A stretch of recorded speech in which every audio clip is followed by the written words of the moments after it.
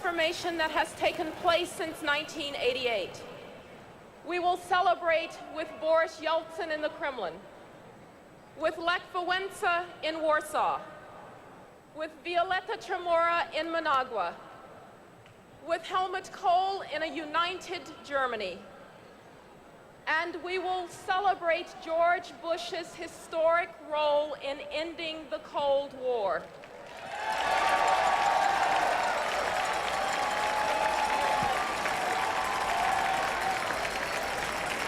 We will celebrate looking also to the future, to the day when the list of states freed from communism is complete: China, North Vietnam, and when a democratically elected president serves in Havana.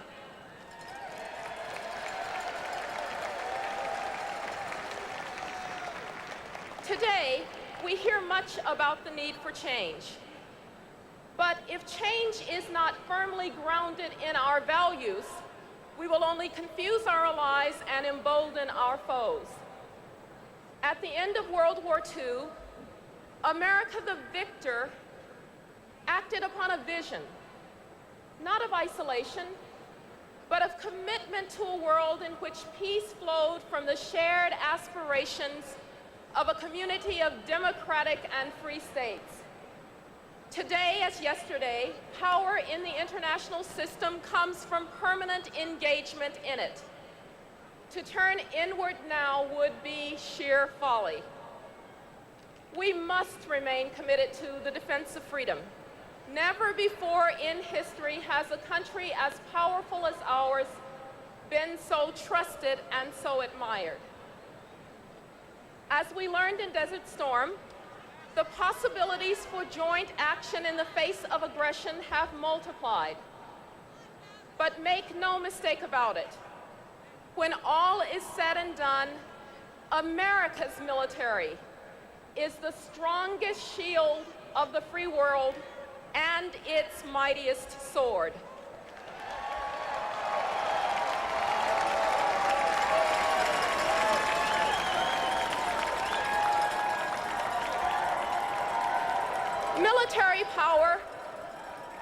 Military power is not the answer to every question, but to some questions it is the only answer. And ladies and gentlemen, George Bush knows the difference.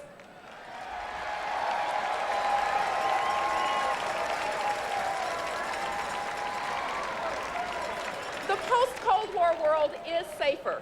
Fears of nuclear holocaust have receded into memory.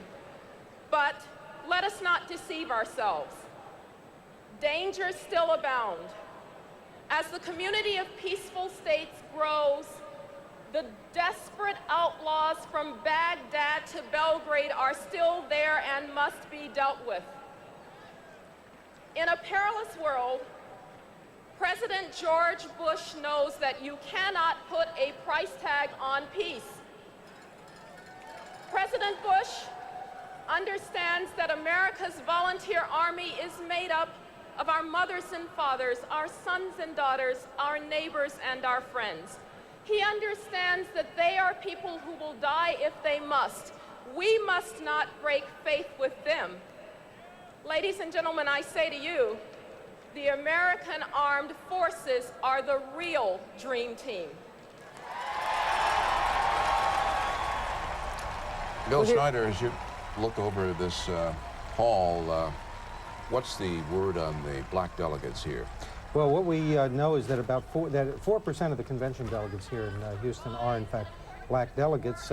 Blacks do not represent a major part of the Republican Party. George Bush only got about 10% of the black vote in 1988. Although blacks have generally been friendlier to Bush than they were to Reagan, Bush's kinder, gentler message attracted a lot of black support because it was different from Reagan. In fact, for most of the first 2 years he was president, a majority of blacks consistently approved of the job Bush was doing as president. But I don't think Republicans hope in their farthest reaches of their imagination to get a big share of the black vote. What they're worried about is black turnout, particularly in the South. If the black vote turns out in large numbers, then the Republicans could really be in trouble.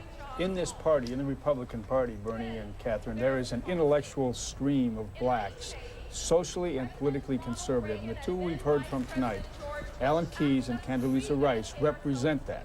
Very conservative thinkers and growing influence within the Republican Party as well. We saw some of them at the Clarence Thomas hearings last year. And also Keyes' underscored message urging his fellow Republicans to reach out. We talked to a black delegate today in the afternoon session who said it is time for blacks to take a new look at the American political party system. For too long, one party has taken us for granted and the other party has written us off.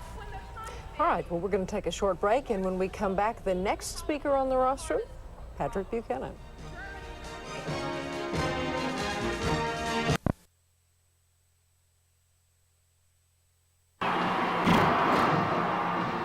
Reagan's popularity cut across the generations. He mixed starry-eyed optimism